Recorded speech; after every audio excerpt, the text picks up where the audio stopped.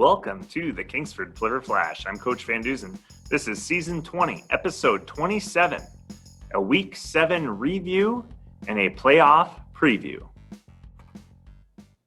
Welcome back to the Kingsford Flivver Flash. If this is your first time, we want to say welcome and we ask that you please like, subscribe, and share with your friends. And if you've been a long time watcher on YouTube or listener, we ask that you do the same. Make sure you are subscribed to the podcast so you never miss when an episode is dropped. You can also like and share with your friends so other people can find the Kingsford Flivver Flash. You can find us on Facebook, Instagram, and Twitter. We're going to get right into Week 7. I'm going to share my screen if you're watching on YouTube, and I have a few graphics for us. So first, we're going to talk about Week 7. Our freshmen headed to Bark River Harris to take on their JV team, and they lost 20-13. It was a very good football game, and the Flivver Freshmen really did a nice job against a bigger, faster, and stronger junior varsity team. They led twice.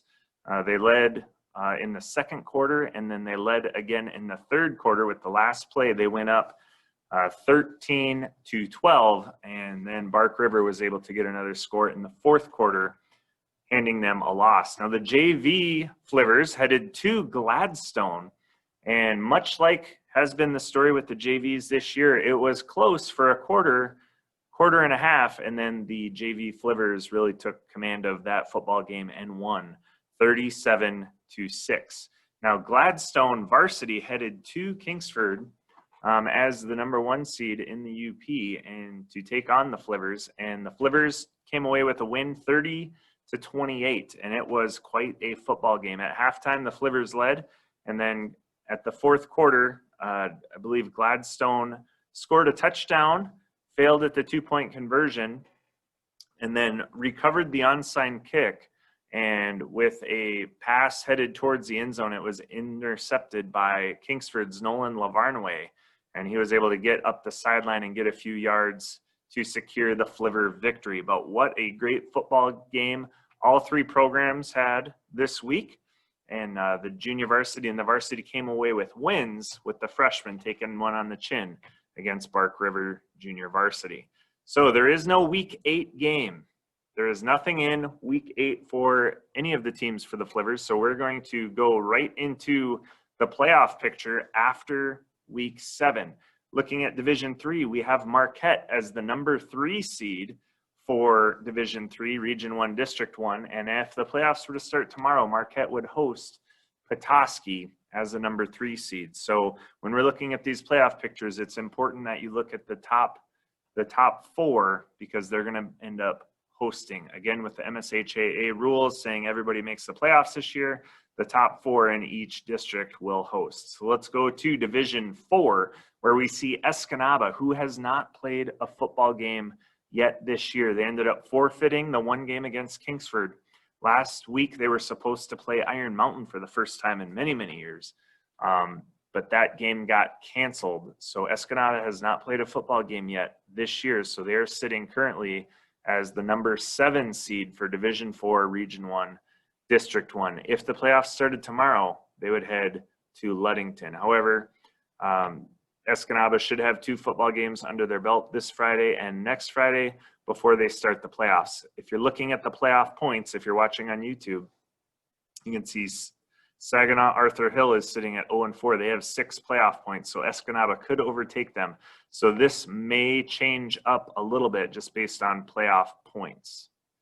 All right, taking a look at Division 5. This was a huge win for Kingsford, and then it bumped them from the 5th seed, if you remember from last week, to the number 4 seed. That means that Kingsford will go from having to travel to Ogama Heights to hosting Gladwin. So again, if you're looking at the playoff points, these teams could easily switch places and people traveling different places. With Kingsford having 1 game left against Menominee, a win will almost surely guarantee them hosting a playoff game, and a loss to Menominee, it could go anywhere. Then it depends on every other team and what happens. So going into Division 6, we see quite a few foes of the Flivvers. Gladstone, even with a loss to Kingsford, is sitting at the number 1 seed for Region 1, District 1 in Division 6. with Menominee sitting at the 4 seed at 2-2, and then Calumet, the Flivvers' first opponent, week 1, is sitting at the 6 seed, and they've only had 2 football games, so that's hurting them in the playoff picture. But we see some other teams from the UP there. We have Houghton, Ishpeming, Bessemer, and Negaunee. So taking a look at Division 7, not a lot of UP teams here, but we have to give a shout out to the number 5 seed, the Lance Purple Hornets, and also the number 6 seed, the Manistee Emeralds in Division 7. Heading to Division 8, there are several UP teams here, including the number 1 seed, that team from the other side of Woodward, Iron Mountain, sitting at the number 1 seed at 3-0. We also have St. Ignace, Bark River, West Iron County, Norway, and Gwynn. So again, with the playoff picture coming two weeks from now, 2 more games, all of these teams could switch where they are and who's traveling where to play who. Taking a quick look at 8-man football, almost exclusively UP teams here. We have the number 1 seed in Munising at 4-0 for Division 1, Region 1, District 1, and Powers North Central for Division 2, Region 1, District 1. Both of those teams are sitting at 4-0.